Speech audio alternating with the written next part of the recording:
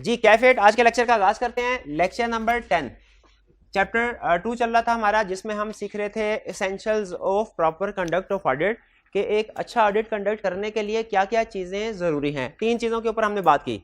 हमने कहा एक अच्छा ऑडिटर बनने के लिए प्रोफेशनल जजमेंट ज़रूरी है, प्रोफेशनल स्केप्टिसिज्म ज़रूरी है और इंडिपेंडेंस ज़रूरी है। और प्रीवियस लेक्चर में हमने ब्रीफली प्रोफेशनल स्केप्टिसिज्म के ऊपर कुछ बात की थी और इंडिपेंडेंस के ऊपर, जजमेंट के ऊपर। अच्छा, प्रोफेशनल जजमेंट क्या है, पहले इसको स्टडी कर लेते हैं, बल्कि उससे भी पहले आसान तरीन इंडिपेंडेंस। इंडिपेंडेंस क्या है? इंडिपेंडेंस का मतलब यह है कि ऑडिटर को इंडिपेंडेंट होना चाहिए मैनेजमेंट से और क्लाइंट्स, शेयर होल्डर से।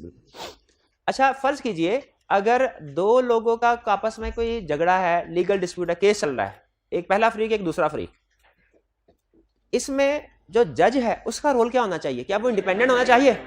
इंडिपेंडेंट होना चाहिए। अच्छा, अगर आपको यह पता चले कि जज ने फैसला सुनाया और फिर यह पता चले कि जज का कोई फ्रेंडशिप थी पहले फ्री के साथ, कोई रिश्तेदारी थी, कोई फाइनेंशियल रिलेशनशिप था, कोई बिजनेस पार्टनरशिप थी, तो चाहे जज ने बिल्कुल ठीक फैसला दिया हो, आपके जहन में एक दफा ये बात आएगी कि नहीं कि शायद इस इशू की वजह से, शायद इस रिलेशनशिप की वजह से जज ने कोई फेवर दे दिया पहले फ्री को, आ सकती है।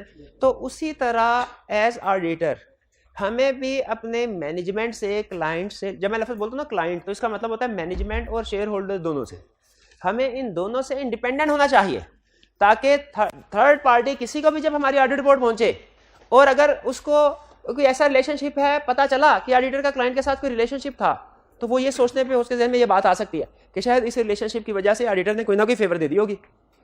तो हमें हर इन शॉर्ट अगर असूल को एक सेंटेंस में मैं बताऊं, इन शॉर्ट हमें हर उस सिचुएशन से अपने आप को बचाना है कि जो अगर किसी भी थर्ड पार्टी को पता चले तो उसके जहन में ये बात आए कहीं इसकी वजह से ऑडिटर ने फेवर तो नहीं दे दी। इसे कहते हैं ऑडिटर को इंडिपेंडेंट होना चाहिए। जिस तरह एक जज को दोनों फरीकों से इंडिपेंडेंट होना चाहिए, उसी तरह एक ऑडिटर को भी अपने क्लाइंट से, मैनेजमेंट से और शेयर होल्डर से इंडिपेंडेंट होना चाहिए। किसी भी किस्म का कोई भी रिलेशनशिप नहीं होना चाहिए, ये जनरल रूल है, किसी भी किस्म का कोई भी रिलेशनशिप, ठीक है। लेकिन जो अहम रिलेशनशिप खास तौर पे जिनसे बचना है हमने, वो हमारी किताबों में लिखे हुए हैं, वन बाय वन हम डिस्कस करेंगे। यही बात हमें बता रहा है कि ऑडिटर को इंडिपेंडेंट होना चाहिए। अच्छा, इसमें किस तरह के रिलेशनशिप से बचना है, अपने आप को बचाना है? वो कहता है कि कोई फाइनेंशियल रिलेशनशिप नहीं होना चाहिए, कोई पर्सनल रिलेशनशिप नहीं होने चाहिए, कोई एम्प्लॉयमेंट रिलेशनशिप नहीं होने चाहिए। फाइनेंशियल रिलेशनशिप का मतलब क्या है? कोई पैसों का लेन देन नहीं होना चाहिए। जैसे अगर ऑडिटर के पास उस क्लाइंट के शेयर्स हैं, अब आपने मुझे बताना है रीजन। अगर ऑडिटर के पास उस क्लाइंट के शेयर्स हैं जिसका वो ऑडिट कर रहा है, ऑडिटर इंडिपेंडेंट नहीं है, क्यों? क्या फेवर दे सकता है? क्या फेवर दे सकता है कि वो शेयर की प्राइस को बढ़ाने के लिए हो सकता है प्रॉफिट को ओवरशूट करवाए, क्योंकि अब वो खुद उस बिजनेस का मालिक बन गया, तो वो तो चाहेगा कि लोगों को उसके बारे में अच्छी अच्छी बातें पता चले, वो इंडिपेंडेंट न्यूट्रल नहीं रहेगा। दूसरा, कहते हैं ऑडिटर और क्लाइंट के दरमियान में, मैनेजमेंट वगैरह के दरमियान में कोई बिजनेस रिलेशनशिप नहीं होना चाहिए। यानी ऐसा नहीं होना चाहिए कि एंगेजमेंट टीम का पार्टनर और मैनेजमेंट की तरफ से कोई बंदा आपस में अलग से पार्टनरशिप कर रहे हैं। अच्छा, मैंने आपको क्लाइंट का स्ट्रक्चर बता दिया था ना, शेयर होल्डर, दो चाबे गवर्नर्स, सीएफ। जल्दी से ना एक सीएफ फर्म का स्ट्रक्चर भी समझ लें या आगे, क्योंकि अभी मैंने एक टर्म बोली ना पार्टनर, तो मुझे एकदम से लगा शायद आप पता नहीं पहुंच पाए हो कि नहीं कि पार्टनर किसको कहते हैं। एक जो सीएफ फर्म होती है ना, सीएफ फर्म, वो एक सर्विस सेक्टर ऑर्गेनाइजेशन है, कुछ बेचते नहीं है, मतलब मैन्युफैक्चरिंग नहीं करते, सर्विस सेक्टर। उसमें वो चाहे वो सोल प्रोप्राइटरशिप भी हो सकती है, वो पार्टनरशिप फर्म भी हो सकती है, सोल प्रोप्राइटर भी हो सकती है, कंपनी फार्म में नहीं हो सकते। चाहे सोल प्रोप्राइटर हो चाहे पार्टनरशिप हो, जो उसके मालिक या मालिकान होंगे उन्हें हम कहते हैं पार्टनर्स। एक है तो भी उसे कहेंगे पार्टनर, और अगर पार्टनरशिप है 4 5 7 8 10 फिर भी उसे कहेंगे पार्टनर। हम एक टिपिकल एग्जांपल लेते हैं कि एक फर्म है, उसके 6 पार्टनर्स हैं। हर पार्टनर्स ने अपने अपने क्लाइंट बांटे होते हैं। कुछ पार्टनर्स ऐसे होते हैं जो ऑडिट सर्विसेज प्रोवाइड करते हैं, ऑडिट प्लस रिव्यू। कुछ होते हैं जो टैक्स सर्विसेज प्रोवाइड करते हैं, कुछ होते हैं जो एडवाइजरी सर्विसेज, बिजनेस एडवाइस वगैरह प्रोवाइड करते हैं। यानी यूं समझ लें, हर पार्टनर ने अपने अपने एरियाज, डिपार्टमेंट्स को बांटा होता है, और हर डिपार्टमेंट के अंदर उनके अपने अपने क्लाइंट्स होते हैं। जैसे अगर ऑडिट डिपार्टमेंट में 20 ऑडिट क्लाइंट्स हैं, तो हो सकता है पार्टनर ए 12 क्लाइंट्स को डील कर रहा हो, पार्टनर बी 8 क्लाइंट को डील कर रहा हो। अब ये जो पार्टनर होता है ना, एंगेजमेंट पार्टनर, ये फर्म के अंदर हाईएस्ट पर्सन है, और एक एंगेजमेंट को एक ही पार्टनर डील करता है। एक एंगेजमेंट को एक, यानी अगर आपने ऑडिट करवाना है तो सिर्फ एक ही पार्टनर ऑडिट में इन्वॉल्व होगा, दूसरे पार्टनर इसके ऑडिट में इन्वॉल्व नहीं होंगे। ठीक है, वो हर एक का अपना अपना क्लाइंट होगा, यानी एक एंगेजमेंट में जो सुप्रीम पावर है विद इन द फर्म वो पार्टनर है। पार्टनर के लिए लाजिम है चार्टर्ड अकाउंटेंट होना। फिर इसके बाद अब जाहिर है पार्टनर तो सारे काम नहीं करेगा, फोटो का भी करवाने जाना है पार्टनर थोड़ी जाएगा, क्लाइंट के साथ मीटिंग करने के उसे कुछ इंफॉर्मेशन लेनी है, जूनियर लेवल पे स्टाफ, अगर सीएफओ सीईओ के साथ मीटिंग है फिर चाहे पार्टनर खुद करे, लेकिन दूसरे manager accounts human resource department वाले के साथ मीटिंग है कोई दूसरे लोग करेंगे। तो पार्टनर ने अपनी हेल्प के लिए मैनेजर्स को अपॉइंट किया होता है। मैनेजर, ये मैनेजर्स कौन लोग होते हैं? ये ऐसे लोग होते हैं जिनके आर्टिकल्स खत्म हो चुके हैं। ये कौन होते हैं? ऐसे लोग जिनके आर्टिकल्स खत्म हो चुके हैं, मे बी वो क्वालिफाइड हो मे बी ना हो। ठीक है, अगर नॉन क्वालिफाइड हो, अभी फर्म का अपना अपना क्राइटेरिया होता है, बाहर वो मैनेजर्स होते हैं। मैनेजर्स के लिए क्वालिफाइड चार्टर्ड अकाउंटेंट होना जरूरी नहीं है, हो भी सकते हैं नहीं भी हो सकते हैं। फिर मैनेजर के नीचे एक बाकायदा टीम होती है, पूरी टीम। इस टीम में 1 से लेके 50 तक स्टूडेंट हो सकते हैं, ट्रेनी स्टूडेंट्स, आप लोग जो आप कैफ क्वालिफाई करने के बाद ट्रेनिंग करेंगे, 1 से लेके 50। अगर छोटी सी जॉब है तो 1। ठीक है, मैंने ऐसी जॉब भी किया जिनमें सिर्फ एक अकेला मैं ही होता था, और ऐसी जॉब भी किया जिनमें 70-80 पर्सन होते थे टीम का हिस्सा। तो वो डिपेंड करता है जॉब को, क्लाइंट छोटा है बड़ा है, जॉब की नेचर क्या है। नॉर्मली अगर एक मीडियम साइज कंपनी के ऑडिट की बात करें तो उसमें तकरीबन 6 से लेकर 10 के दरमियान में टीम होती है, जिसमें एक होता है सीनियर जो कि ऑन जॉब सबका सीनियर है, मतलब इस पूरी टीम का। नॉर्मली पार्टनर और मैनेजर ऑफिस में बैठते हैं, और ये जो टीम होती है ना, ये क्लाइंट की प्रेमिसेस में जाके काम कर रही होती है। इसमें एक सीनियर है, फिर 2 या 3 होते हैं सेमी सीनियर। सीनियर वो बंदा होता है जो अपने आर्टिकल्स के आखिरी साल में हो, उसको तकरीबन यानी 2.5-3 साल हो चुके हो, अपने आर्टिकल्स के आखिरी साल में है।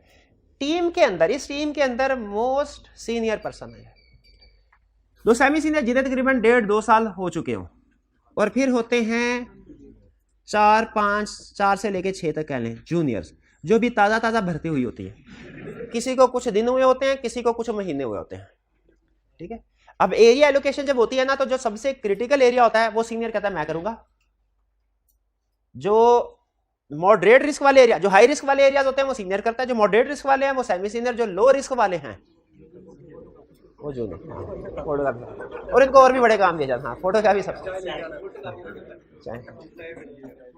हाँ, नहीं हमारे फर्म में वो डिफरेंट रोल दिए होते थे। एक होता था मनोरंजन मंत्री, जिसका काम ये होता था कि दोपहर को टीम ने क्या खाना ये डिसाइड करेगा। फिर जब टीम कहीं आना जाना होता था तो एक निगोशिएटर होता था जो टैक्सी वाले के साथ निगोशिएशन करता था। हर एक को उसका रोल दिया गया होता था। एक फाइनेंस मिनिस्टर होता था जो फर्म की तरफ से बजट मिलता था, उसने सारा हिसाब किताब रखना होता था, कितने पैसे मिल गए हैं, कितने आ गए, और बिल वगैरह सारे डिफरेंट एडिशनल। सीनियर चाहे तो कुछ एडिशनल रोल्स भी इनको एलोकेट कर सकता है। तो अच्छा, अब यह टीम। अच्छा, जब मैं अब बोलूँ ना एंगेजमेंट पार्टनर, तो आपको पता चल जाना चाहिए ये वो पर्सन है जो कि अल्टीमेट इस जॉब पे जिसने ऑडिट रिपोर्ट पे साइन करना है, और ये बात ध्यान में रखिएगा, एक जॉब पे, एक ऑडिट पे, जैसे फर्ज कीजिए अगर हम सुजुकी कंपनी का ऑडिट करते हैं तो एक ही पार्टनर होगा, 2 पार्टनर्स नहीं होंगे, 2 पार्टनर्स काम नहीं करेंगे, एक ही करेगा। और फर्म के बिहाफ पे ऑडिट रिपोर्ट पे साइन वो एंगेजमेंट पार्टनर ही करेगा। इसमें एक लफ्ज होता है पार्टनर, एक होता है एंगेजमेंट पार्टनर, इन दोनों में फर्क है। इस फर्म में अगर फर्ज कीजिए अगर 8 पार्टनर्स है ना, 8 पार्टनर, तो पार्टनर सारे हैं। एंगेजमेंट पार्टनर कौन है? जो इस एंगेजमेंट को सुपरवाइज कर रहा है। एक कंपनी का एंगेजमेंट पार्टनर कुछ और होगा उसकी ऑडिट पे, दूसरी कंपनी का ऑडिट के लिए हो सकता है एंगेजमेंट पार्टनर कोई और हो। तो ये engagement partner, manager, senior, semi senior, audit junior, ये टर्म्स के साथ आप फेमिलियर हो गए, हायरार्की भी क्लियर हो गई। चलिए, ये टर्म आगे केस स्टडी में भी यूज होंगे। तो वापस आते हैं बिजनेस रिलेशनशिप के हमारे एंगेजमेंट पार्टनर में और क्लाइंट के डायरेक्टर में आपको पता चले दोनों मिलकर कोई साइड बिजनेस कर रहे हैं, तो इसका मतलब जहन में आएगा बात कि कहीं ये उसको फेवर देने के लिए, क्योंकि उनका बिजनेस इंटरेस्ट इन्वॉल्व है, कोई उनकी अनड्यू बात ना मान रहा हो। ऑब्टेनिंग लोन, अगर ऑडिटर क्लाइंट से लोन ले ले तो क्या समझेगा? आपके जहन में बात आएगी ना कि लोन लिया तो बिक गया, ये कुछ ना कुछ इसने फेवर दी होगी। तो हमें ये बताया जाता है कि आपने इन सिचुएशंस को अवॉइड करना है। इसी तरह पर्सनल रिलेशनशिप नहीं होना चाहिए। जैसे हमारे किसी भी टीम मेंबर का कोई सीनियर है, इसका भाई पता चले उस क्लाइंट पे अकाउंटेंट है, तो जहन में फौरन बात आ जाएगी कि नहीं कि सीनियर ने लगता है अपने भाई के एरिया में उसको फेवर दी होगी।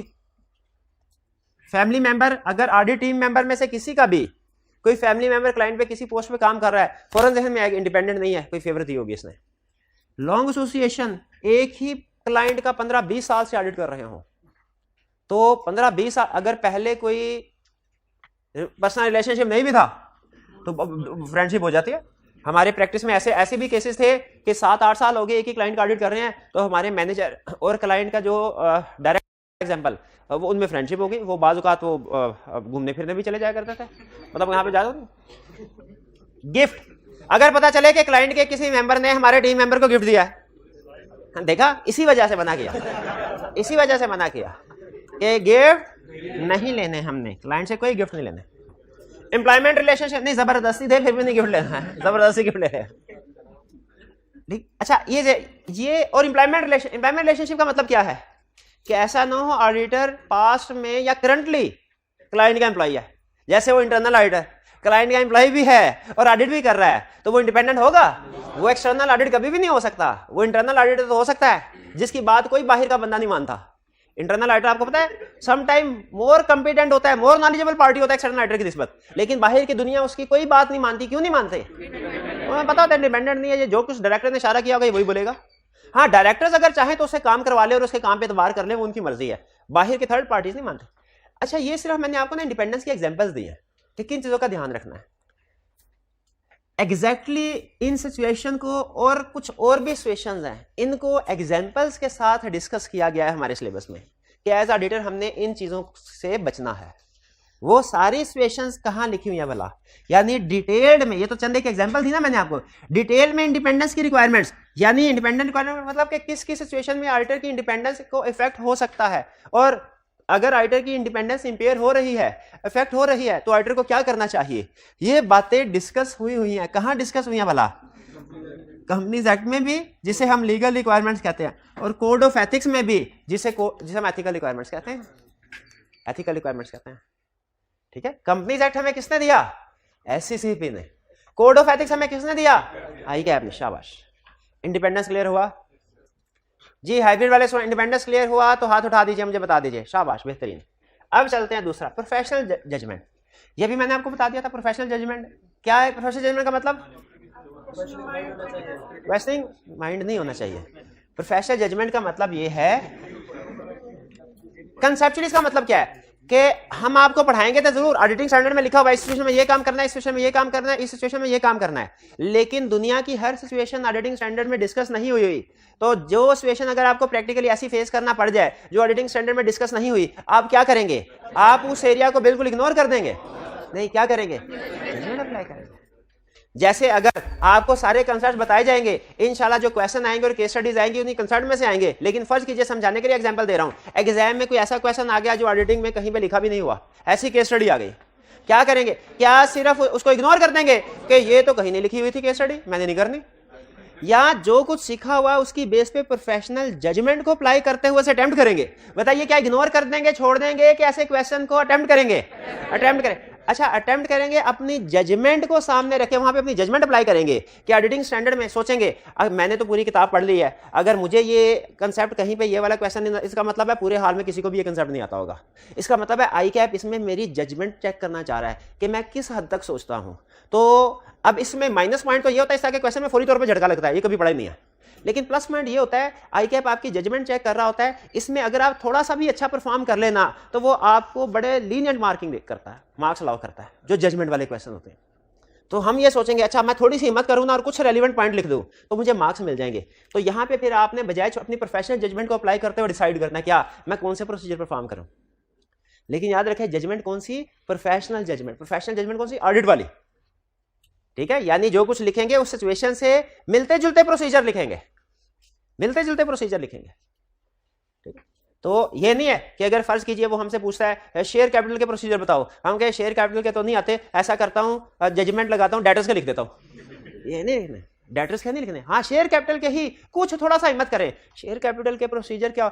अच्छा, शेयर मैंने तो नहीं पढ़े हुए, लेकिन मैंने कंपनी लॉ में कोई शेयर कैपिटल से रिलेटेड कुछ डॉक्यूमेंट्स पढ़ी, प्रोस्पेक्टस होता है, मेमोरेंडम ऑफ एसोसिएशन, तो मैं इस तरह के प्रोसीजर बनाऊं, इसमें ये रेलिवेंट डॉक्यूमेंट का जिक्र कर देता हूं, ऐसे करते ये है प्रोफेशनल जजमेंट।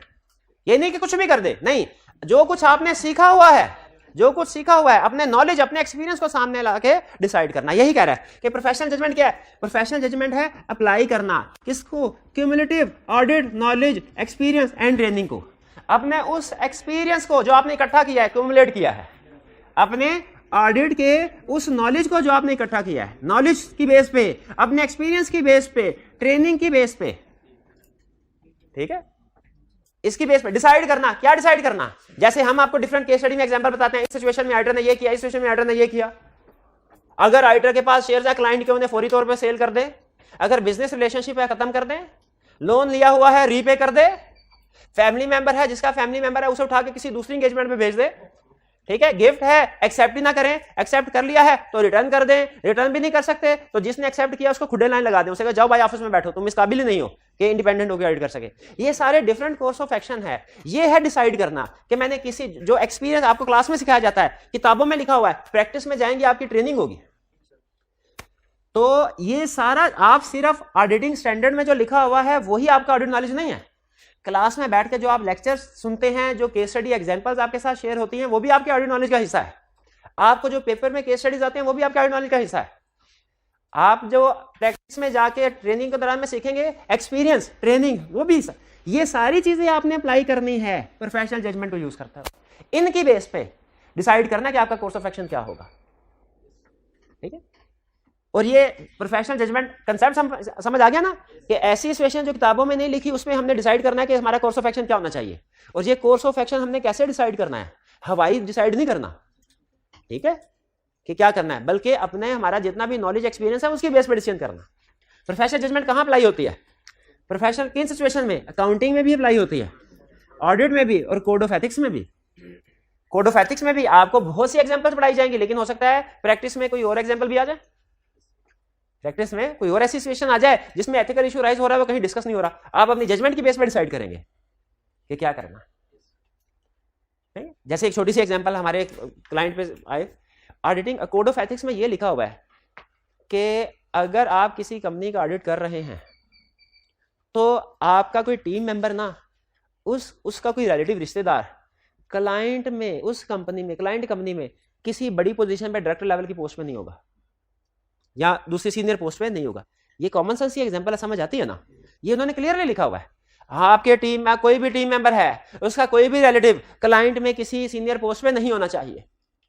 हुआ क्या उस क्लाइंट में? हमारे टीम का कोई भी रिलेटिव क्लाइंट में सीनियर पोस्ट पे नहीं था, क्लाइंट की कंपेटिटर कंपनी में सीनियर पोस्ट पे था। हमारे टीम मेंबर के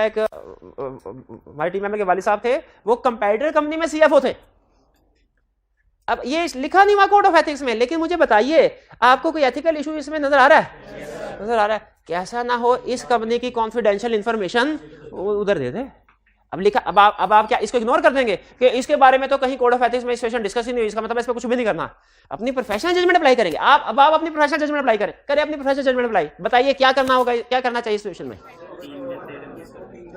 उस बंदे को टीम का हिस्सा नहीं, शाबाश, सिंपल। और यही करना चाहिए।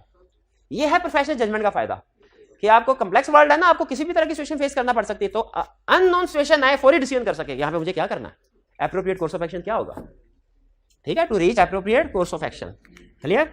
तो ये प्रोफेशनल जजमेंट याद रखे।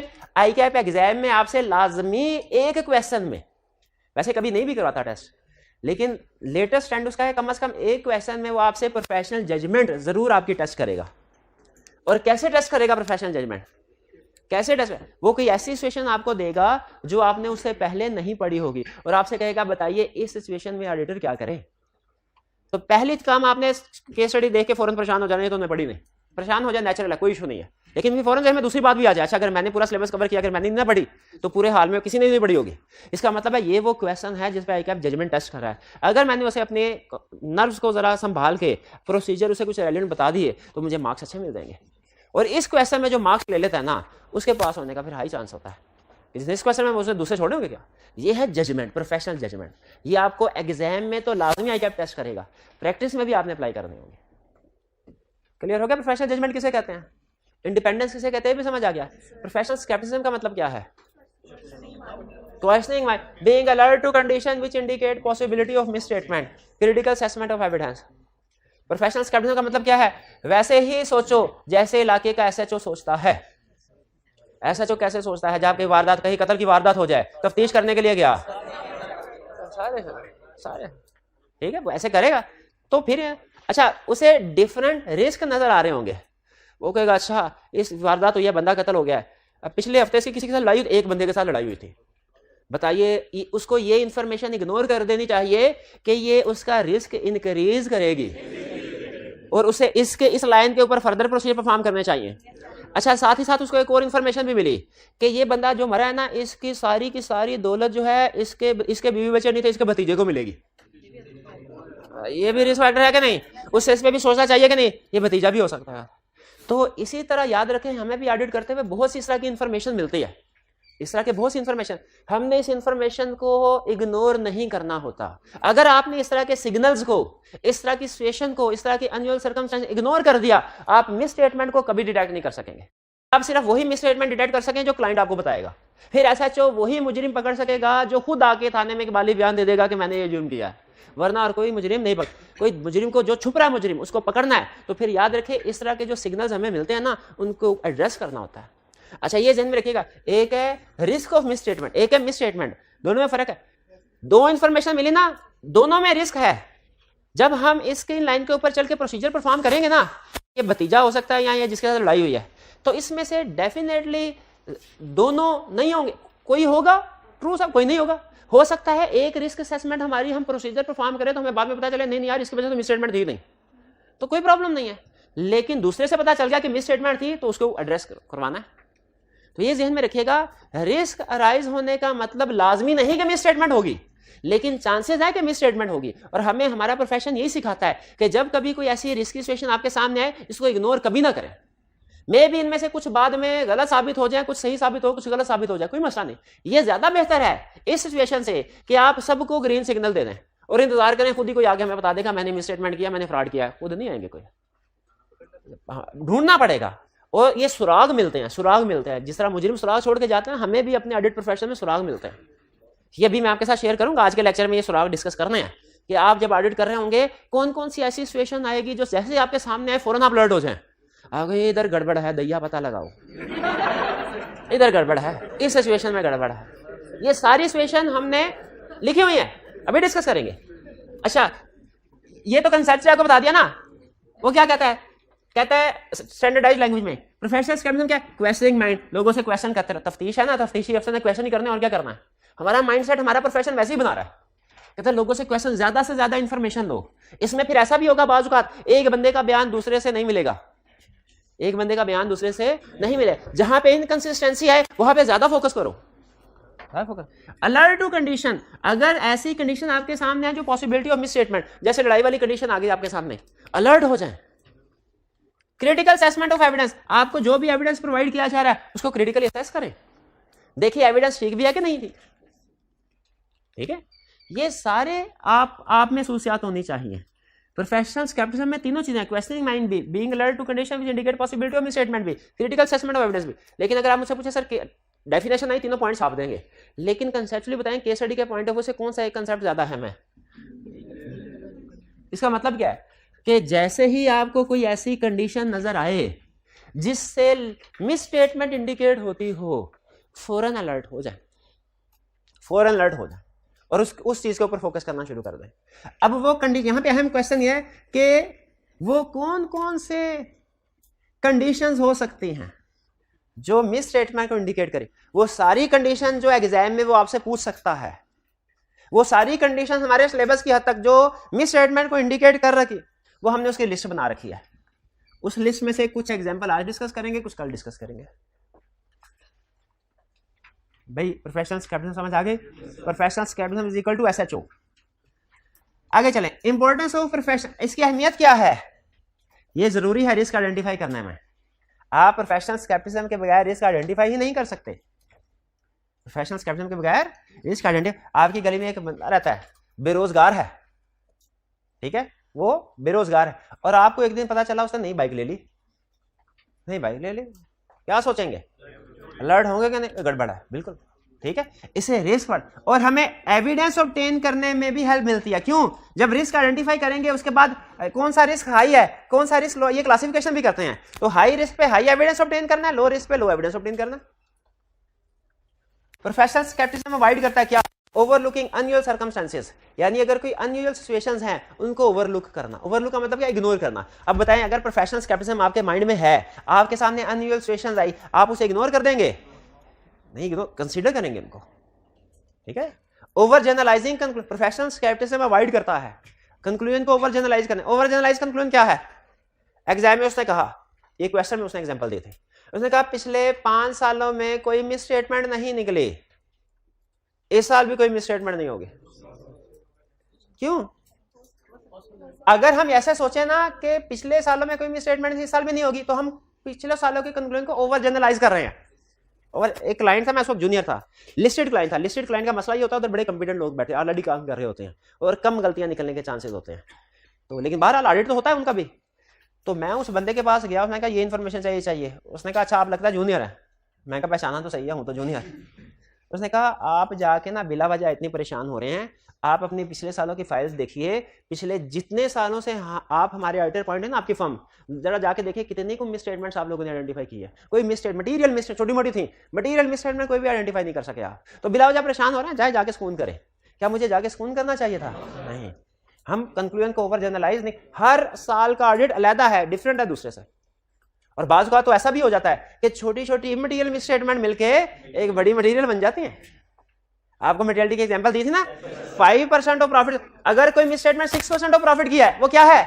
मटेरियल है। और अगर 2 मिस स्टेटमेंट, एक 3% ऑफ प्रॉफिट, एक 4% ऑफ प्रॉफिट, ये इंडिविजुअली इमटेरियल है, एग्रीगेट मटेरियल हो जाती है। इनको भी हमें कंसीडर करना चाहिए। तो हमने कंक्लूजन को ओवर जनरलाइज नहीं करना। एक जगह पे गए, वहां पे चार्टर्ड अकाउंटेंट बड़ा काम करता था, दूसरी जगह पे गए, वहां पे भी एक चार्टर्ड अकाउंटेंट था, तो क्या इसका ये भी बड़ा अच्छा काम करता होगा, ये बड़ा कंपिटेंट होगा? नहीं, चार्टर्ड अकाउंटेंट भी एक से बढ़ के एक फारग होते हैं। मेरी तरफ क्यों देख रहे हो अपनी? चलो बहरहाल कंसेप्ट समझ में आना चाहिए। मेरी मिसाल मेरी ले लो भाई, कंसेप्ट को पिक कर लें, कोई नहीं जी। अच्छा चलें, ये भाई व्हाइट बोर्ड का क्या कह रहे हैं? अच्छा व्हाइट बोर्ड की तरफ देख रहे थे, ठीक है ठीक। इनएप्रोप्रिएट अजम्पशन, प्रोफेशनल स्केप्टिसिज्म आपको इनएप्रोप्रिएट अजम्पशन से बचाता है। इनएप्रोप्रिएट अजम्पशन क्या है? सुनिए जरा, ये केस स्टडी आई कैप की नहीं, एक दूसरे एग्जामिनेशन बॉडी की केस स्टडी की थी। गुडविल की इंपेयरमेंट टेस्टिंग हुई, उसमें इंपेयरमेंट लॉस रिकॉर्ड हुआ। हम इंपेयरमेंट में टेस्टिंग में अगर आपको कंसेप्ट है कोई बेसिक, तो आपको पता है उसमें कुछ अजम्पशन होती हैं फ्यूचर से रिलेटेड, कैश फ्लोज को कैलकुलेट करते हैं, कुछ इस तरह का होता है। हम क्लाइंट के पास गए, क्लाइंट ने कहा सर ये अजम्पशंस है हमारी, लेकिन बेफिक्र रहें, आपको एक भी अजम्पशन चेक करने की जरूरत नहीं है, आप इन पे बेफिक्र होकर रिलाई कर सकते हैं। क्यों रिलाई कर सकते हैं? 2 रीजन है।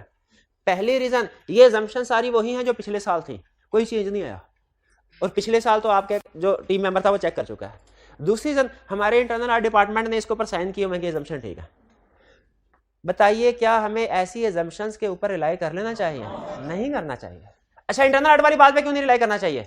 क्योंकि वो इंडिपेंडेंट नहीं है, एम्प्लॉय है। अब पिछले साल वाली बात पे क्यों नहीं करना चाहिए? क्योंकि वो हर साल आपने लैदा एविडेंस ऑब्टेन करना है, वरना तो क्लाइंट कहेगा सर पिछले साल ऑडिट हो चुका था, इस साल भी रिपोर्ट साइन कर दे। वो पिछले साल के फिगर्स पे ऑडिट हुआ था, पिछले साल के सर्कमस्टेंसेस हो सकते हैं डिफरेंट हो। ठीक है, कोरोना से पहले 10% प्रोविजन फॉर बैड डेट हुई।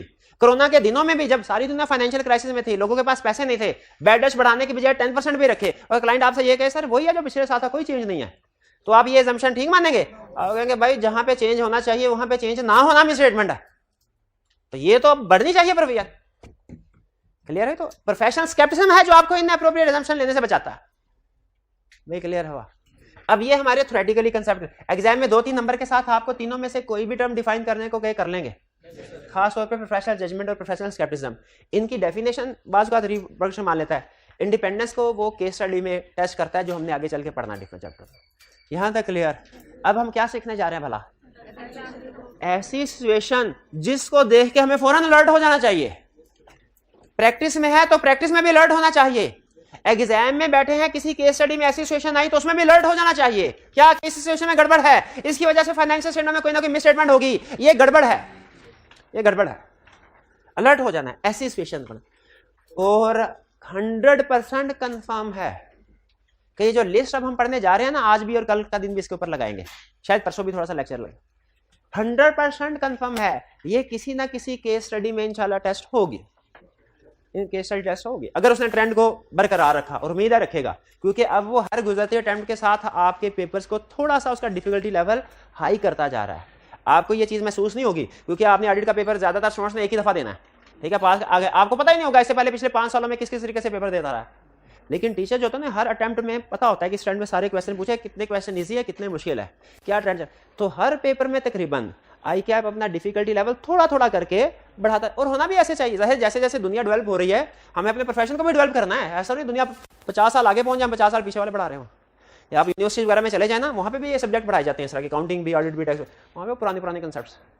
लेकिन सीए में ये आई कैप में बहुत अच्छी बात है, अपने आप को अपग्रेड करता रहता है, अपडेट करता रहता है। बहरहाल अब चलते हैं एप्लीकेशन ऑफ प्रोफेशनल स्केप्टिसिज्म, कि वो सिचुएशंस जिनमें हमारा प्रोफेशनल स्केप्टिसिज्म फौरन अलर्ट हो जाना चाहिए कि इसमें कोई ना कोई गड़बड़ हो सकती है इस चीज की वजह। ये केस स्टडी के लिए वेरी इंपॉर्टेंट, केस स्टडी के लिए वेरी इंपॉर्टेंट। जैसे पहली सिचुएशन अगर आपको लगे, अच्छा अब इसमें थोड़ा सा तरतीब आगे ऊपर नीचे करके बढ़ा रहा हूं। पहली सिचुएशन, एनुअल ग्रोथ पिछले साल की निस्बत इस साल सेल्स में 20% इंक्रीज है। रिस्क है, क्या रिस्क है? क्लाइंट ने सेल्स को ओवरस्टेट किया होगा।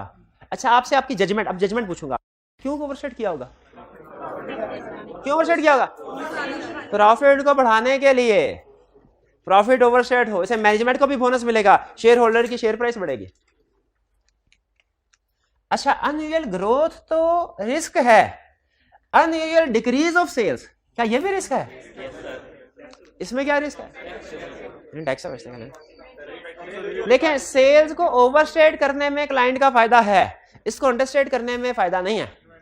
टैक्स में इसलिए एग्जांपल इसको रिजेक्ट कर रहा हूं क्योंकि टैक्स को कैलकुलेट करने के लिए अलग रूल्स होते हैं, वो टैक्सेबल प्रॉफिट इनकम टैक्स के रूल्स के मुताबिक कैलकुलेट होता है।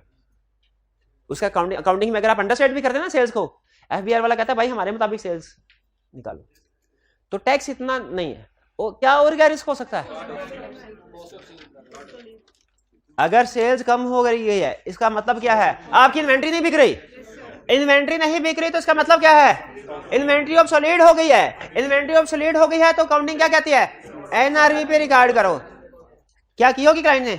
नहीं की होगी। हमारे एक लिस्टेड क्लाइंट के साथ बहुत बड़ा झगड़ा हुआ, बहुत हाई लेवल पे झगड़ा होता रहा।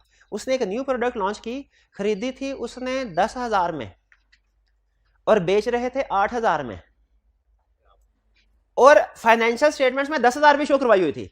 हमने कहा भाई IAS 2 बेसिक रूल कहता है कि इन्वेंट्री को लोअर ऑफ कास्ट एनआरवी पे रिकॉर्ड होना चाहिए। आपकी कास्ट 10,000 है, एनआरवी आपकी 8,000 है, 2,000 हर यूनिट के ऊपर रिवर्सल रिकॉर्ड करो, प्रीवियस रिकॉर्ड करो।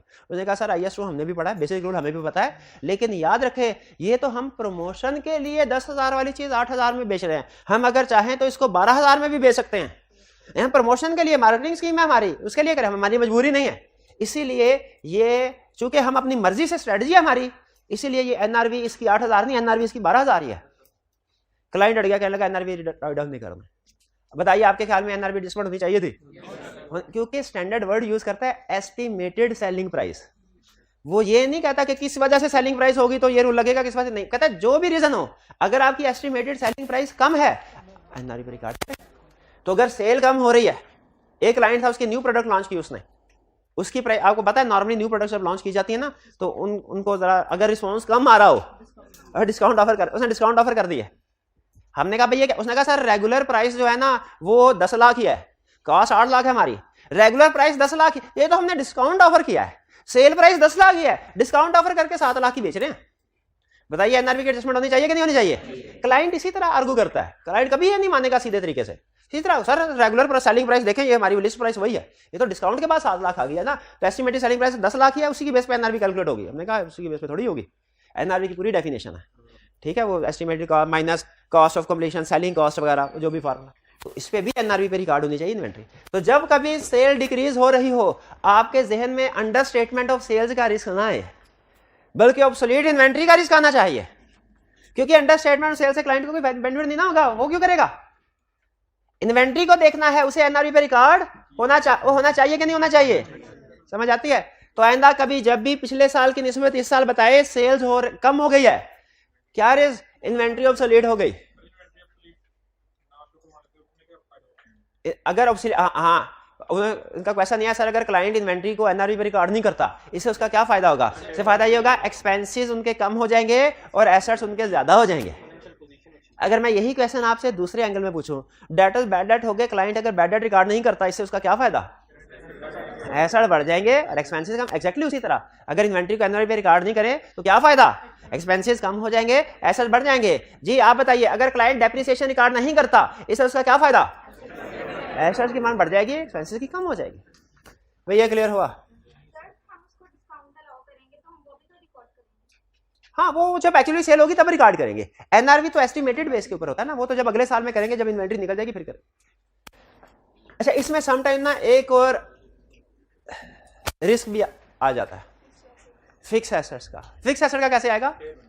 इंपेयरमेंट का। शाबाश।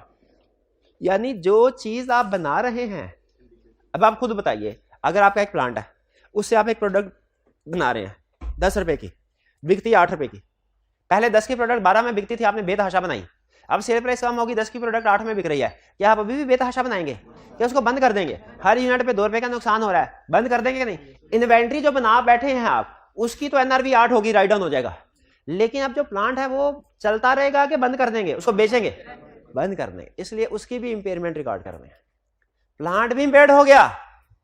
इंपेयर्ड का मतलब समझते हैं ना? डेप्रिसिएशन होता है इस्तेमाल से वैल्यू कम होना, इंपेयरमेंट का मतलब होता है कि कोई टेक्निकल इशू आ गया उसमें जिसकी वजह से उसकी वैल्यू एकदम से कम हो गई, यह इंपेयरमेंट। भाई ये बात समझ आती है ना? आगे चलते हैं। Third, management bonus is based on financial performance. ये मैंने आपको पढ़ा दिया। फाइनेंशियल परफॉर्मेंस का मतलब क्या है कि अगर प्रॉफिट इतना होगा तो आपको बोनस मिलेगा। मैनेजमेंट क्या चाहेगी? Target achieve. जब कभी किसी को टारगेट दे दिया जाए, हमेशा रिस्क होता है कि टारगेट को अचीव करने के चक्कर में बंदा 2 नंबरी करेगा। आगे चल के हम एक चैप्टर में पढ़ेंगे, अगर क्लाइंट ने अपनी सेल्स टीम को टारगेट दिया हो ना कि तुमने इस महीने में 10,000 यूनिट्स जरूर सेल करने हैं, तो शुरू के दिनों में वो खूब मेहनत करेंगे। जब 25 तारीख आ जाएगी, पता चलेगा 6,000 यूनिट सेल हुए अभी, तो वो हर एरे गैरे को सेल करना शुरू कर देंगे। कोई सड़क पे जा रहा होगा, उसको कहेंगे भाई खरीद लो, वो कहते नहीं मैंने तो नहीं खरीदने। वो कहेंगे अच्छा ऐसा करो उधार ले लो। वो क्या मेरे पास अभी पैसे नहीं है। पैसे तुमसे कौन मांग रहा है? सेल्स टीम का टारगेट होता है सेल करना, कलेक्शन करना सेल टीम का काम नहीं होता। कलेक्शन, वो कहते हैं भाई आप हमसे सेल ले लें, कलेक्शन हमारे के साथ आप खुद डील कर लीजिएगा, जब मर्जी पैसे दे, जब आसानी हो। वो हर ऐरे गैरे पुअर कस्टमर को जो कि इस काबिल भी नहीं है कि पैसे अदा कर, उसे सेल करते रहते हैं। मुझे बताइए, अगर बगैर क्रेडिट वेरिफिकेशन के किसी को सेल्स करेंगे, क्या रिस्क है? शाबाश। बाद में बैड डेट्स बढ़ेंगे, ये रिस्क है। ये समझ आ रहा है? इंफॉर्मेशन से रिस्क कैसे निकालना, ताकि कातिल तक पहुंचा जा सके, ताकि मिस स्टेटमेंट तक पहुंचा जा सके। खुद से हमें बहुत कम ऐसा होता है मैनेजमेंट या क्लाइंट खुद आके कहे यार मिस स्टेटमेंट है। हम इस तरह की इंफॉर्मेशन को इन्वेस्टिगेट करते हैं, प्रोसीजर परफॉर्म करते हैं, 10 में से 10 ना सही, लेकिन 10 में से 3-4 में से मिस स्टेटमेंट जरूर निकल आती है। पता चला सीएफओ को 10%, ये वो पॉइंट है जो आईकेएप ने सबसे ज्यादा पूछता है, सबसे ज्यादा। सीएफओ या सीईओ को टोटल प्रॉफिट का 10% बोनस के तौर पे दिया जाएगा। अब सीएफओ सीईओ क्या करेंगे भाई? जिसको अगर हमने ये कहा कि 10 मिलियन प्रॉफिट होना चाहिए, अगर प्रॉफिट 9 मिलियन एंड तक, तो वो कहेगा सर सारा साल मैंने इसलिए मेहनत नहीं की थी कि एंड पे 9 मिलियन प्रॉफिट और मुझे बोनस में 1 रुपया भी ना मिले। 9 मिलियन प्रॉफिट है, अभी इसको 10 मिलियन तक पहुंचाते हैं। कैसे पहुंचाते हैं?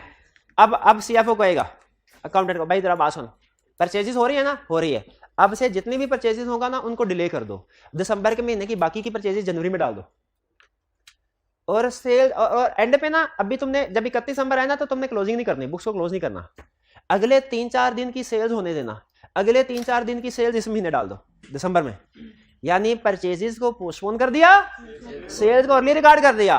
और क्या किया?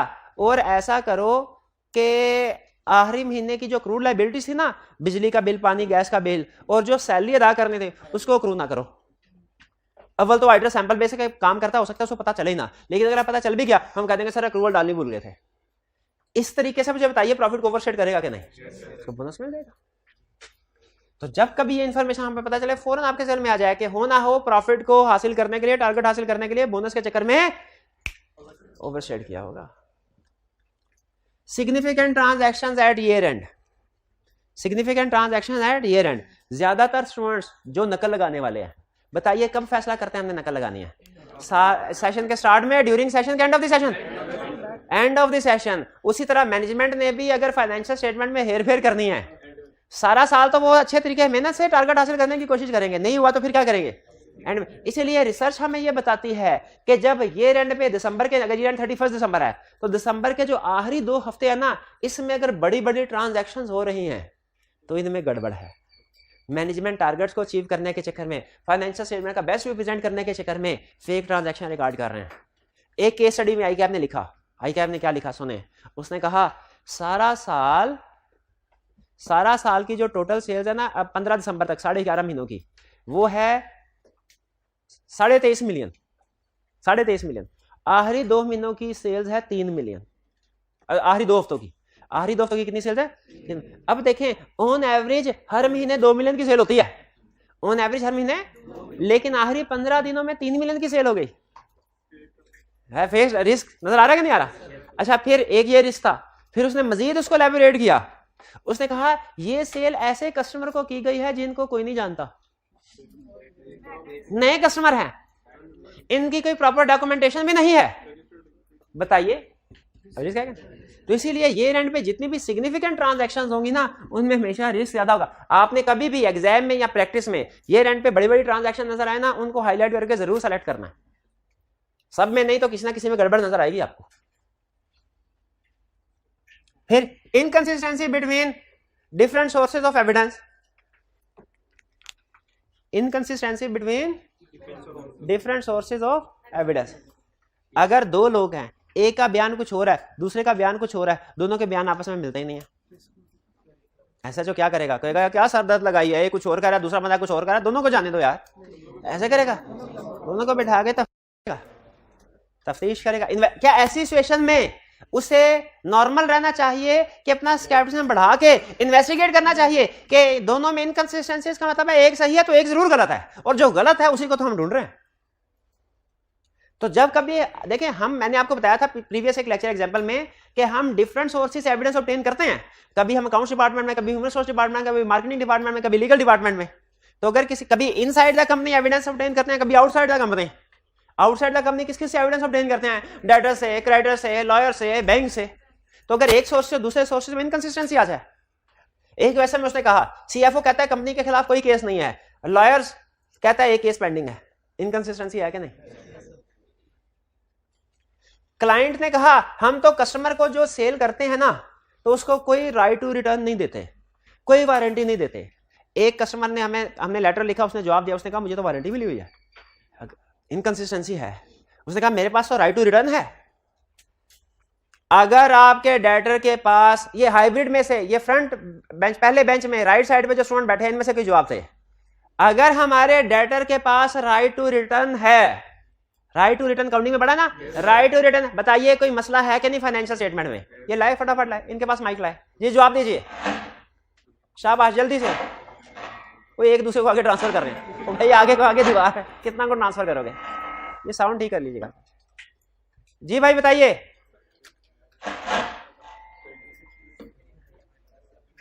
भाई कुछ तो बोलिए, आवाज सुनाइए हमें अपनी।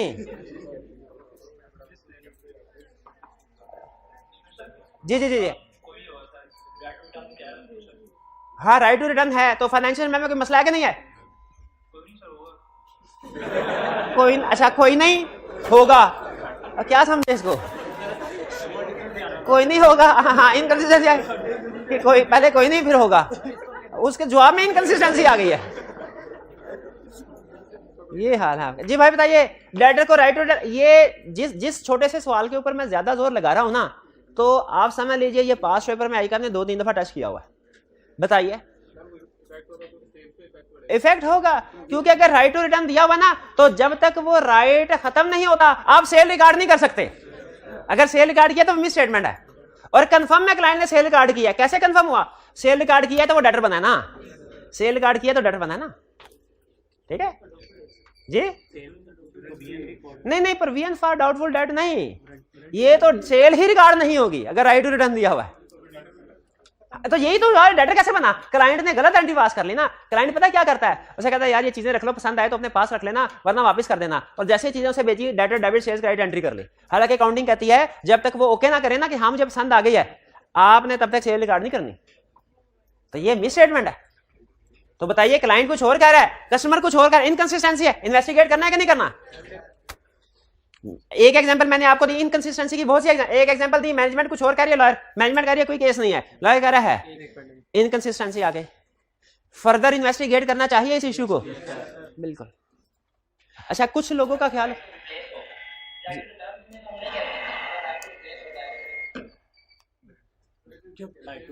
नहीं राइट टू रिप्लेस, ये पता नहीं ऑडिट में कभी नहीं टेस्ट हुआ right to replace. Right to replace भी राइट टू रिटर्न की तरह ही है मेरा ख्याल है।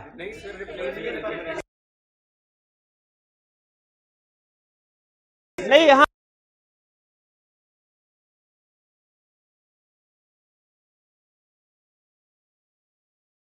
होता होगा,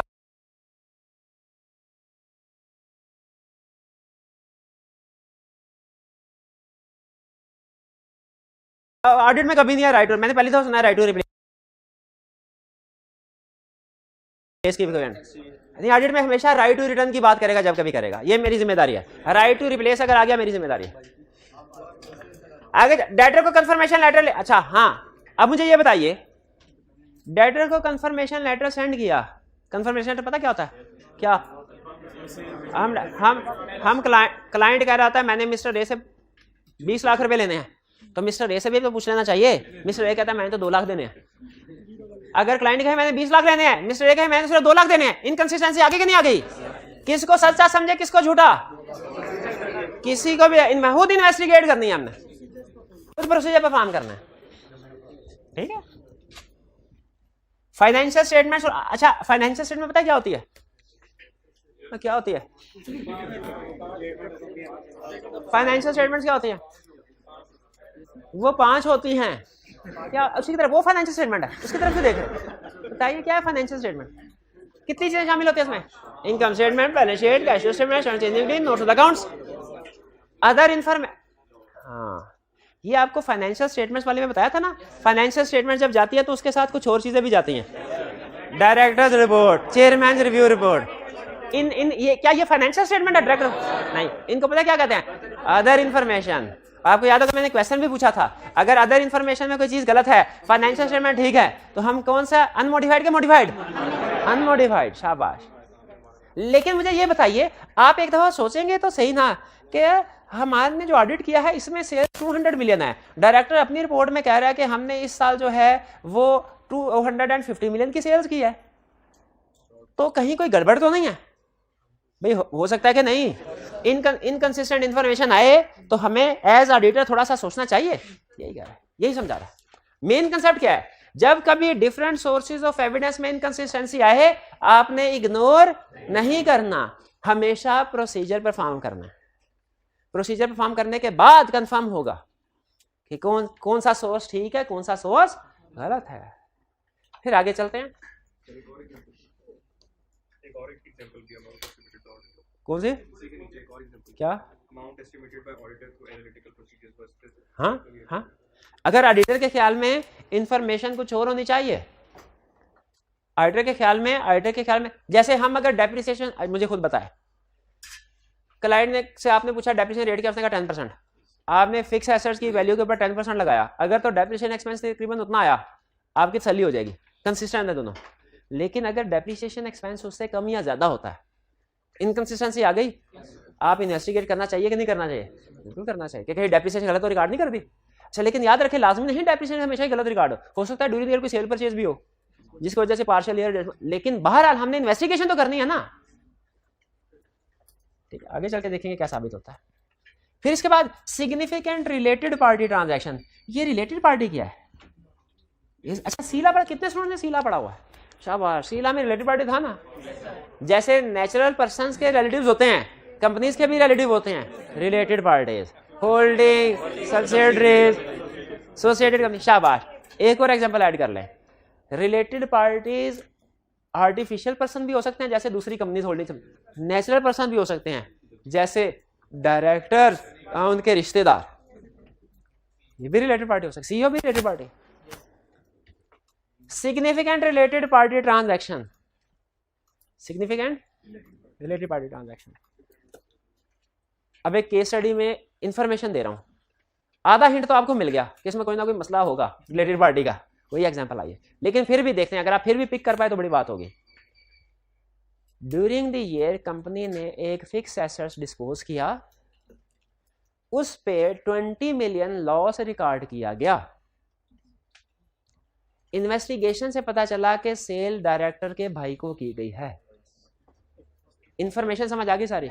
बताइए कोई रिस्क है? क्या रिस्क है? रिलेटेड पार्टी ट्रांजैक्शन है, उसको आर्म्स लेंथ बेसिस पे यानी मार्केट पर वैल्यू पे नहीं सेल की गई, बल्कि बड़े डिस्काउंटेड लो प्राइस में सेल की गई है। कैसे पता चला लो प्राइस में सेल की गई है? लॉस से। लेकिन याद रखें इसमें एक और रिस्क भी आइडेंटिफाई होता है, ये तो है ही है, ये तो बड़ा रिस्क है कि related party transaction is not on arm length basis. एक और भी रिस्क है, क्या? लॉस रिकॉर्ड होने की एक रीजन होता है डेप्रिसिएशन का भी गलत होना।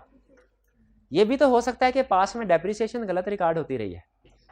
अगर आप डेप्रिसिएशन कम रिकॉर्ड करें ना हर साल, तो फिर जब ऐसे डिस्पोज होगा ना आपको लॉस होगा। और अगर आप हर साल डेप्रिसिएशन ज्यादा रिकॉर्ड कर रहे हैं ओवरशेड, तो गेन होगा। ये बात, ये जो सेंटेंस मैंने बोला, ये समझ आया आपको? ये एक मुश्किल कंसेप्ट है समझने में, वो समझ आया? अगर डेप्रिसिएशन हर साल ज्यादा ओवरस्टेट करते रहेंगे तो डिस्पोजल पे क्या होगा? प्रॉफिट, क्योंकि आपकी बुक वैल्यू बहुत नीचे जा चुकी होगी। और अगर कम रिकॉर्ड कर, तो इसी क्वेश्चन के अंदर एक दूसरा रिस्क ये भी था, एक रिलेटेड पार्टी का रिस्क था केस स्टडी में, दूसरा रिस्क ये भी था कि एसेट की लाइफ हो सकता है सही एस्टिमेट नहीं की गई, डेप्रिसिएशन सही रेट पे कैलकुलेट नहीं हो रही। तो सिग्निफिकेंट रिलेटेड पार्टी ट्रांजैक्शन में गड़बड़ है ना? रिलेटेड पार्टी ट्रांजैक्शन और हो भी सिग्निफिकेंट, क्या गड़बड़ है कि वो मार्केट टर्म्स एंड कंडीशन पे हो सकता है नहीं होंगे। इनसिग्निफिकेंट चीज हो तो उसमें कोई इतनी ज्यादा प्रॉब्लम नहीं होती, लेकिन फिर भी हम उसको देखेंगे। बाज़ औक़ात इनसिग्निफिकेंट में प्रॉब्लम होती है, बाज़ औक़ात नहीं होती। ठीक, 10 रुपए की सेल, एंट्री रिकॉर्ड हुई, डेटर्स डेबिट सेल्स क्रेडिट 10 रुपए, इमटेरियल है। लेकिन अगर पता चले कि 1 लाख वाली चीज 10 रुपए में सेल की है, आप खुद बताइए 1 लाख रुपए वाली चीज 10 रुपए में सेल करेंगे? अमाउंट देखें तो इमटेरियल है, लेकिन अगर नेचर देखें कि रिलेटेड पार्टी को सेल की थी, तो फिर मटेरियल है कि नहीं है? तो उन्होंने पूछा इनसिग्निफिकेंट, तो मैंने कहा इनसिग्निफिकेंट होना तो फिर भी आप सर्च करें रिलेटेड पार्टी को, अगर ट्रांजैक्शन इनसिग्निफिकेंट है ना उसको भी सर्च करें, उसमें भी मिसस्टेटमेंट छुपी हो सकती है। जैसे उसको 10 रुपए की सेल करें, एक एसी बनाने वाली कंपनी 1 लाख का एसी है, बाकियों को सेल करती है तो cash debit sales credit 1 lakh, related party को सेल्स की कैश डेबिट सेल्स क्रेडिट 10 रुपए। अब आप इसको क्या कहेंगे? इनसिग्निफिकेंट है, छोड़ दो कि रिलेटेड पार्टी है, इस वजह से रिस्क है, इसे सेलेक्ट करना चाहिए, वेरिफिकेशन करना चाहिए। रिलेटेड पार्टी के साथ अगर इनसिग्निफिकेंट भी हो ना वो भी रिस्की है। होल्डिंग, सब्सिडियरी, एसोसिएटेड कंपनीज, ये तो हो ही। हाँ, बड़ी एग्जांपल डायरेक्टर्स और उनके रिश्तेदार भी। हाँ, जब लफ्ज हम क्लाइंट बोलते हैं ना तो ये एक जेनेरिक टर्म है। असल में ना मुझे क्लाइंट का लफ्ज बोलना ही नहीं चाहिए पूरे सेशन में, लेकिन जो कि प्रोफेशन में ये फ्रीक्वेंटली बोला जाता है, तो इसीलिए बाज़ औक़ात क्लाइंट का वर्ड मुंह से निकल आता है। लेकिन इसका मतलब ये होता है कि इसमें मैनेजमेंट भी शामिल है, शेयर होल्डर्स में। ठीक है, यानी जिस कंसर्न में मैं लफ्ज क्लाइंट बोलूं, इसका मतलब है वो मैनेजमेंट और शेयर होल्डर दोनों में अप्लाई हो रहा है। Significant income expense asset liabilities based on estimates, ये तो हमने लिमिटेशन में सीख लिया था कि ऐसे एरिया जिनमें एस्टिमेशन इन्वॉल्व होगी उनमें रिस्क ऑफ मिस स्टेटमेंट ज्यादा है, उनमें रिस्क ऑफ मिस स्टेटमेंट ज्यादा है। इनमें आइडेंटिफाई करना मुश्किल है। बहुत पुराना लतीफा आपने शायद सुना होगा, उस्ताद ने शागिर्द से पूछा, सजा देनी होती है ना उस्ताद ने, जब तो कोई बहाने ढूंढ ही लेता है, तो उस्ताद ने सजा देनी थी, उन्हें पकड़ा डंडा और पूछा, हाँ भी बताओ तुम्हारे सर में कितने बाल हैं? कोई शागिर्द भी उसी उस्ताद का था, कहने लगा उस्ताद जी 3,15,832। उस्ताद बड़ा कहता है तुम्हें कैसे पता चला? कहता सर नहीं यकीन तो गिन ले। नहीं यकीन, उसे पता है कि भाई गलत है, कौन सा साबित हो जाएगा? एस्टिमेट्स में जब मैनेजमेंट जानबूझ के प्रोविजन फॉर बैड डेट्स है, डेप्रिसिएशन है, वारंटी है, मैनेजमेंट को पता है ये अगले साल के एक्सपेंस है, हम इस साल एस्टिमेट कर रहे हैं, इसमें अगर हमने गड़बड़ कर भी दी ना, ऑडिटर को पता तो चल जाएगा गड़बड़ की है, लेकिन ऑडिटर साबित नहीं कर सकेगा कि ये गलत है। हम प्रोविजन फॉर बैड डेट जो है वो 10% की बजाय 2% कर देते हैं। ऑडिटर कहेगा 2% क्यों की? हम कहेंगे सर हमारा ख्याल यही है कि अगले साल सिर्फ 2% बैड डेट होंगे, आप बताइए, अगर आपको पता है तो जितनी पता बता दें, हम वो कर लेते हैं। ऑडिटर को इसी तरह डेप्रिसिएशन अगर कम की, यूजफुल लाइफ 10 साल से बढ़ा के 20 साल कर दी, अब ये मोबाइल कितना चलेगा, कितना चलेगा? अब ये मेरे ख्याल में 2 साल और चलेगा, ये कह रहे हैं सर 5 साल और चलेगा। बताइए कौन सही है, कौन सही कह रहा है? आप नहीं बता सकते एग्जैक्ट। यही प्रॉब्लम होती है एस्टिमेट्स में कि एस्टिमेट्स में अनसर्टेनिटी की वजह से उनको चूंकि गलत साबित करना मुश्किल होता है, तो एस्टिमेट्स मैनेजमेंट का फेवरेट एरिया होता है खेलने के लिए। इसमें वो ऊंच नीच करते रहते हैं। जब प्रॉफिट ज्यादा चाहिए होता है, एस्टिमेट जजमेंट अनसर्टेनिटी वाले एरिया को डाउन कर देते हैं, जब कम चाहिए होता है तो अब कर देते हैं। तो लेकिन याद रखें, मैनेजमेंट के हर दाव का जवाब हमारे पास भी है। हमारा एक पूरा स्टैंडर्ड है जो हमें यह बताते हैं हमने एस्टिमेट्स को कैसे वेरीफाई करना है। हम एस्टिमेट्स को भी वेरीफाई कर सकते हैं। हाँ जी, कैसे करेंगे ये भी जब रेलिवेंट टॉपिक आएगा उसमें समझाऊंगा। आगे चलते हैं। Identify deficiencies in internal control, ये तो अंडरस्टूड है ना। जब कभी इंटरनल कंट्रोल में डेफिशिएंसीज होंगी रिस्क बढ़ेगा, गलती का चांस बढ़ेगा। कोई डेफिशिएंसी इन इंटरनल कंट्रोल की एग्जांपल दें। बैंक रिकंसिलिएशन स्टेटमेंट नहीं बन रहे, क्या इसकी वजह से? आगे सोचिए, आगे ये क्या मिस स्टेटमेंट है कि बैंक का बैलेंस और कैश का बैलेंस नहीं मिलेगा आपस में, मिस स्टेटमेंट। कुछ ट्रांजैक्शन होंगी बैंक में रिकॉर्ड हुई हैं, कैश बुक में नहीं हुई, कुछ कैश बुक में होंगी बैंक में नहीं हुई, रिकंसाइल।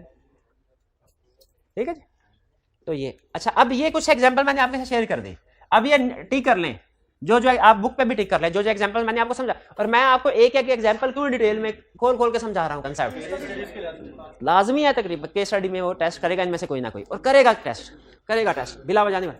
तो हर एग्जांपल को समझना है। ये इस चैप्टर में आपके काम नहीं आएंगी, लेकिन आगे चल के जो बड़े चैप्टर्स हैं ना उनमें काम में आएंगी। इसको पढ़ाने का ना एक फायदा होता है, एक नुकसान होता है। फायदा क्या होता है? जो एडवांस लेवल पे कंसेप्ट आपने पढ़ने हैं ना, अभी बेस बन जाती है उनकी, आप चीजों को साथ साथ उस एंगल से देखना शुरू कर देते हो। आइंदा जब कभी management bonus based on financial performance आएगी ना आपके में, दूसरी बात यही आएगी कि प्रॉफिट के लिए उन्होंने ओवरस्टेट किया फाइनेंस ये। लेकिन नेगेटिव क्या होता है भला, कि चूंकि अभी जरा जो बड़ा टॉपिक है उसके आने में तकरीबन महीना लगना है, तो आप एक दफा पढ़ के ना इसको फिर रिवाइज नहीं करते, इसको भूल जाते हैं। तो अगर तो आपने ये लिस्ट आज और 2-3 दिन में जो हम पढ़ेंगे, आपने इसको हर हफ्ते रिपीट करते रहे, तो फिर तो आपके लिए केस स्टडी बहुत आसान हो जाएंगी। अभी कह रहा हूं, लिखी बड़ी बात है। लेकिन अगर आपने सिर्फ एक दफा पढ़ा इसको और फिर इसके बाद कहा अब महीना भूल जाएं, जब वो रेलिवेंट चैप्टर आएगा फिर इसको देखेंगे, फिर आपको इसका फायदा नहीं बल्कि नुकसान हुआ कि आपके 2 दिन जाया हो गया, आपने कुछ नहीं सीखा। तो याद रखिए, ये लिस्ट जो पढ़ा रहा हूं आज घर जाके आपने पढ़नी है, और जब ये कंप्लीट हो जाएगी हर हफ्ते आपने लाजमी रिवाइज करना है, हर हफ्ते इस लिस्ट को लाजमी रिवाइज करना है। जब कंप्लीट हो जाए तो हर हफ्ते इस लिस्ट को लाजमी, क्यों? इसमें से कंफर्म एग्जाम में क्वेश्चन आएगा इंशाल्लाह। ठीक है, चलिए आज का लेक्चर यहाँ पे खत्म करते हैं हम। अल्लाह हाफिज।